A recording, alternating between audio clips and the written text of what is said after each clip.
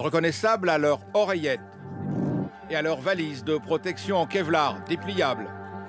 Attentifs au moindre danger, ces officiers de sécurité protègent la vie des ministres et des personnalités. La campagne présidentielle commence, ce sont eux qui assurent la sécurité de tous les candidats, quelle que soit leur couleur politique. Comment sont-ils recrutés? Et sur quels critères?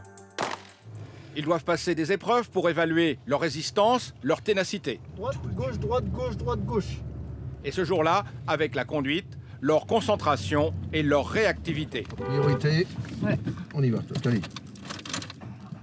Julie, 27 ans, fait partie des 6 femmes candidates cette année. Elle vient de la brigade anticriminalité. Sa mission, transporter un ministre sur un parcours semé d'embûches. Le plus vite possible, mais sans secousse. Ça s'est bien passé, je pense. On était dans les temps au niveau timing et au niveau des secousses, ça a été, je pense que c'était correct. C'est pas plein. Ils sont tous policiers depuis au moins 2 ans. Leur rêve, intégrer le SDLP, le service de la protection, une unité d'élite.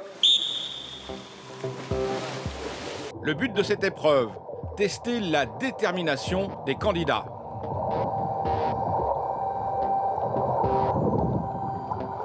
Ok, maintenant tu me le ramènes. 5 heures du matin, ils n'ont dormi que 2 heures cette nuit, histoire de rendre l'épreuve encore plus difficile. Certains savent à peine nager. Celui-ci est au bord de la noyade, mais il s'accroche. Vas-y, allez. Les tests aquatiques, ça nous permet de voir s'ils ont la niaque, s'ils ont l'envie d'intégrer le service. Ce qui veut dire que même s'ils nagent de manière approximative, nous, on arrive à juger un peu les ateliers. Les examinateurs détectent ceux capables de se surpasser, au risque d'y laisser leur vie. Je suis là pour faire un job, je suis là pour le protéger. Et si effectivement ça doit passer par là, voilà.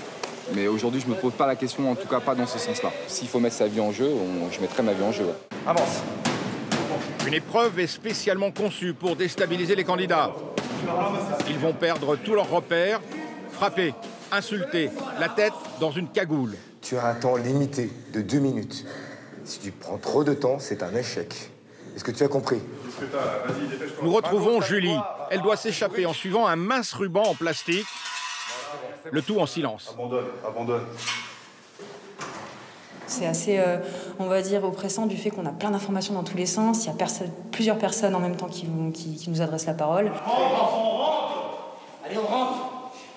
Les candidats l'ignorent. Ce n'est pas leur performance qui compte, mais leur attitude. C'est un test stress, mais c'est aussi un test de réussite à l'échec. C'est-à-dire qu'on les met en une situation qui est difficile, une situation où c'est bien possible de réussir, et on va voir comment ils vont rebondir et réagir par rapport à cet échec. Julie termine major de cette sélection. Sur les 48 candidats, 31 sont retenus. Ils auront 6 semaines de formation intensive avant de rejoindre les 700 officiers de sécurité du service de la protection.